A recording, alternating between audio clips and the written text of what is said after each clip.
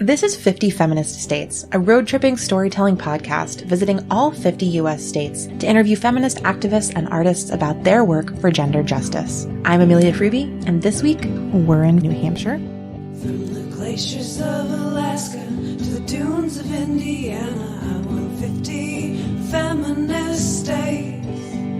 From the waves of New Hampshire to skies of Montana, I want 50 feminist states. And when you hear the call, you know so well. Sisters, speak out, I know I will.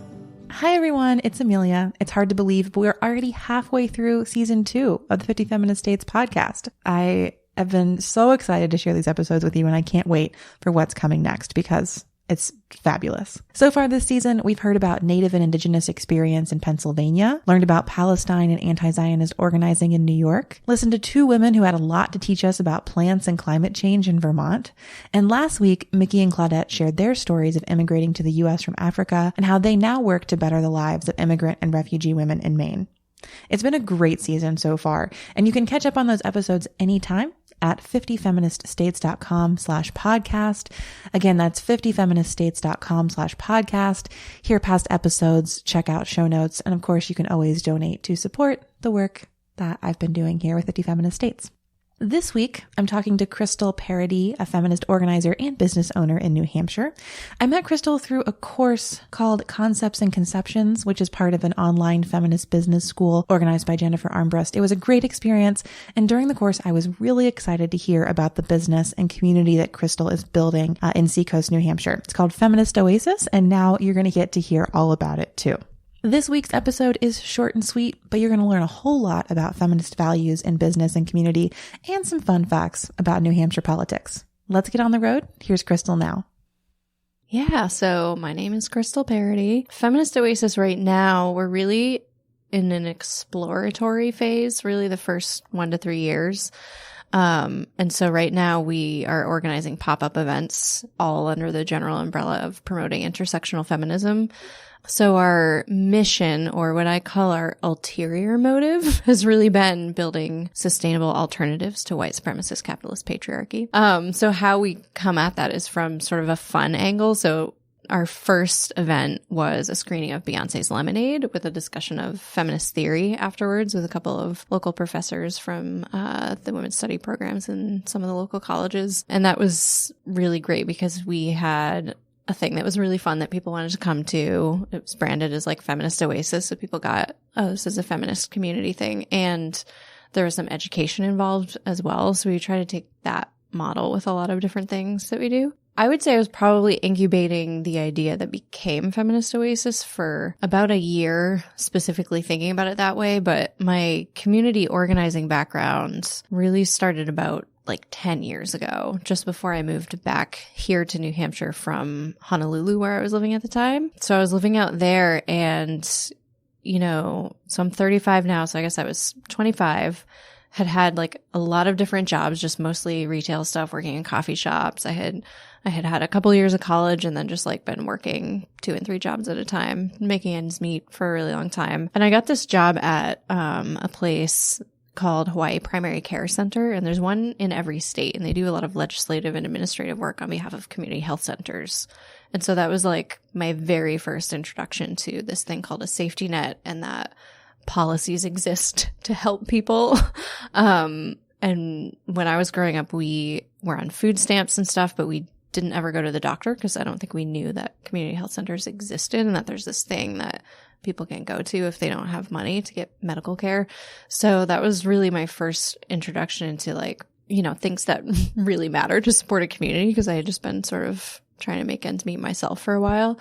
And I ended up moving back here and starting a lot of just organizing events in general. So like when Foursquare was a thing, I was organizing meetups through there and meeting people through like, you know, Twitter lists and Twitter meetups. And I had a thing called Portsmouth Breakfast Club where we met at 6:48 a.m. every Wednesday just to like hang out and talk about social media and marketing. And it definitely, I was also volunteering in a community health center at the time as well. And through volunteering there, I ended up getting a job in digital marketing areas. So they sort of started to merge this like community organizing, digital marketing, and I started getting more and more activist as well. So about 3 or 4 years ago, I was at a marketing agency job, and I was getting more and more, what's the word? I was getting more and more upset about what I had to do every day. We were working for big corporations, some of which were not distinctly problematic, but then we got a really big client that was a gun manufacturer. So I started actually getting really depressed and not even realizing it at my job there, because I was having to like marinate my brain in gun selling language all day. So I started, this was in 2015, I started doing a lot of more activism outside of work for Planned Parenthood and in Democratic politics and Hillary Clinton's primary campaign in New Hampshire. And New Hampshire is a huge primary state, presidential primary state. It's the first in the nation primary. So I started doing a lot more of that stuff outside of work, and it just was really conflicting with what was happening at my day job. And so this sort of came to a head in June of 2016 when the Orlando shooting happened. And I had been really struggling already with, when am I going to leave this job? It's clearly not right for me. And had really pushed a conversation with my boss around like, we need to have community engagement programs and things to make us feel better about working at this place. And I sort of like forced a meeting with him where I was like, here's all these really cool ideas I have about how we can do better things for the community. I was the director of communications at the time, and I was like, I'm in this role for a reason. Clearly, I care about the community, and was really handed an ultimatum of like, you can either keep doing all this work you're doing in the community, or you can keep this job. And so I was like struggling with that. And the Orlando shooting happened, and I just like lost it because, I don't know if you were watching TV that day, but there was a lot of really rough coverage. And there was a mother, I remember like looking at the video camera, just sobbing into it. She was outside of a hospital waiting to see if her son had made it or not. And she was just saying, we have to do something about guns in this country. And I was just crying, and I was like, I have to quit. I have to quit tomorrow.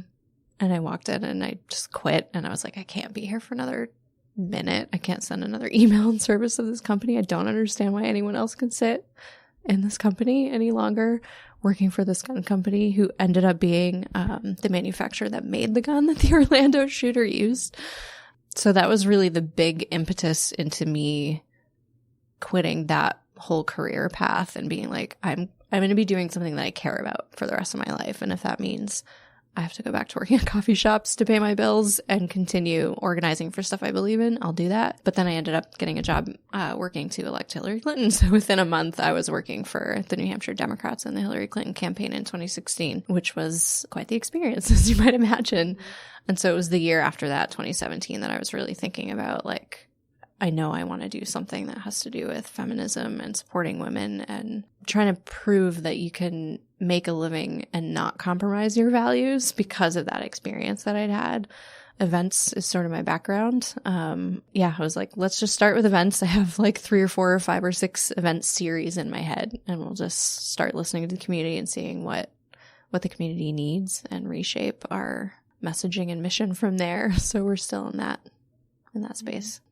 Yeah, so after the Lemonade event, we had an intergenerational feminist discussion, which was a really, really great. We had 3 panelists starting from a high school-aged young woman all the way up to a woman in her 80s who had been a medical doctor, one of the first women in her classes and colleges to be a woman studying medicine. And it was a really interesting discussion just on like the women's movement in general and different perceptions across generations. And we really encouraged people to bring someone at least 15 years older or younger than them to the event. We gave them a discount if they did. So there were a lot of like mother-daughter or like, just cross-generational friendships of people that came. So that was one event. Another series that we've been doing is our Feminist Waffles co-working series, which starts off with a workshop. We pick a different topic every week and discuss it in relation to, our businesses. Most of us are freelancers and entrepreneurs that go there, and we sort of talk about how do we how do we break down certain feminist values into our work? So we've probably had like 30 or 40 of those sessions. The community, it's really different depending on each event. So we have gained a small membership group that's pretty consistently showing up to a lot of them. And I'd say that probably most closely overlaps with the co-working sessions. So it's usually people who are freelancers, entrepreneurs, and really interested in like bringing feminist values into their business life. But then there's also people that just find us online and want to come to a feminist event. So our more entertainment related ones, like the Lemonade event and stuff, people will just show up because they're interested in it. We've also been doing book clubs, and that's also bringing people. There's actually a man that lives about an hour away, and he drives down to every single book club because he somehow found that Lemonade event online the first time, and he was flipping through Bell Hook's Feminism is for Everyone book at that event. And he saw that it was like, oh, this is for men too? Like, men are allowed to talk about this? I want to learn more about it. I was really interested in learning what different people think. So he just comes to every book club wanting to learn more. And so I think there's a really pretty big range from people who are just like, I think I want to know more about what feminism is and I don't know, so I want to come and just learn. And then people who are like all in on, I want the entire world to be feminist. How can I make it that way with my business or my slice of whatever industry I'm working in? And also just people who want a break from the patriarchy.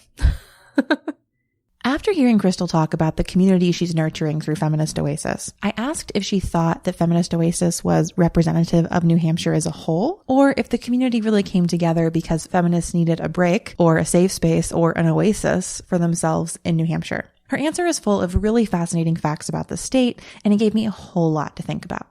Oh, that's a really good question.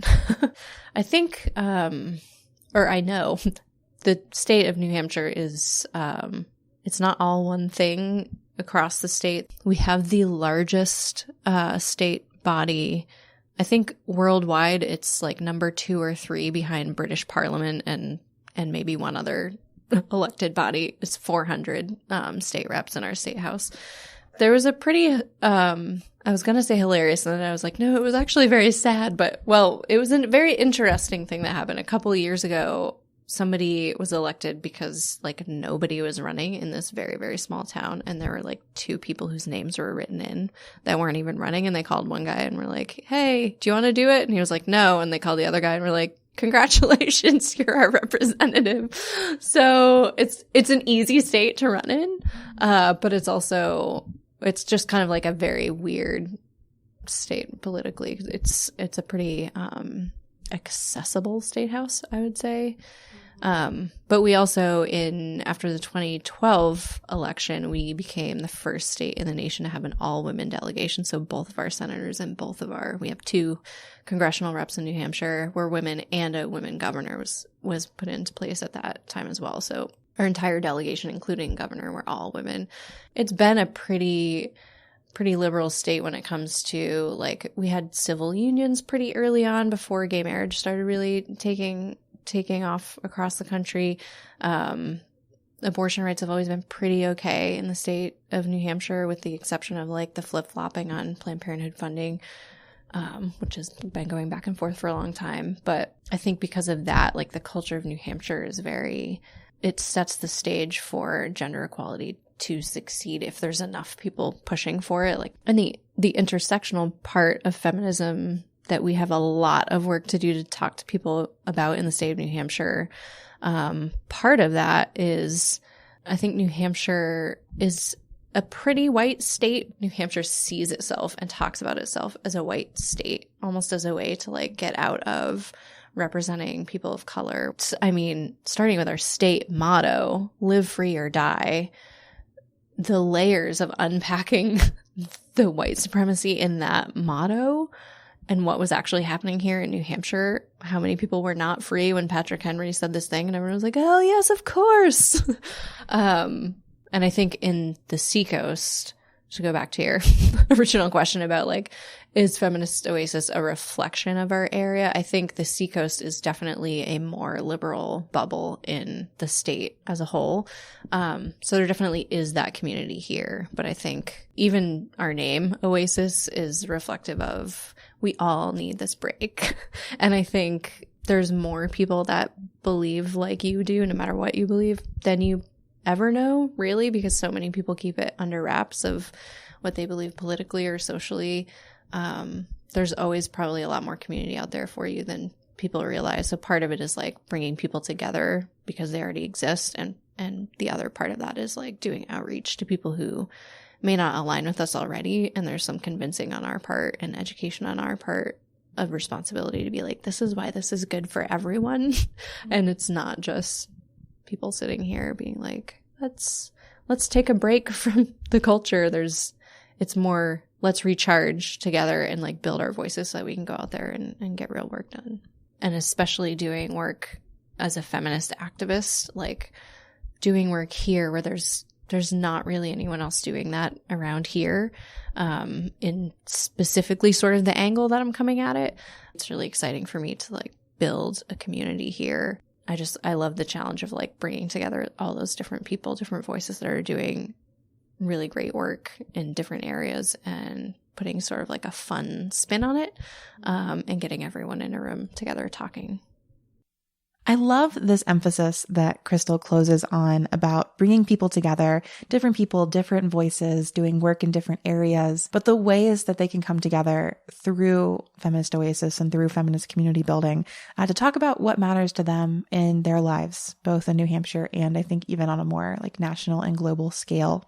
Thanks so much to Crystal for being on the podcast. Thanks to you for tuning in. Again, you can find show notes at 50feministstates.com/podcast. And if you want to support the work that this podcast is doing, you can do that as well. There is a support link on the 50 Feminist States website where you can donate to help cover costs like web hosting, podcast hosting, equipment, and then more travel for more episodes. We'll hear more about that as the season continues. For now, go ahead and head to 50feministstates.com/podcast to hear more. Next week, we'll be in Massachusetts, where I spoke with 3 wonderful women who are doing really rad work around witchy politics and decolonizing your witchy politics. That's coming up next. Until then, I'll see you on the road.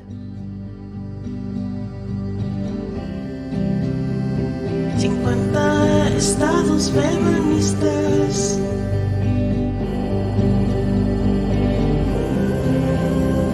50 estados feministas. 50 feminist states. 50 feminist states. 50 feminist states. 50 feminist states.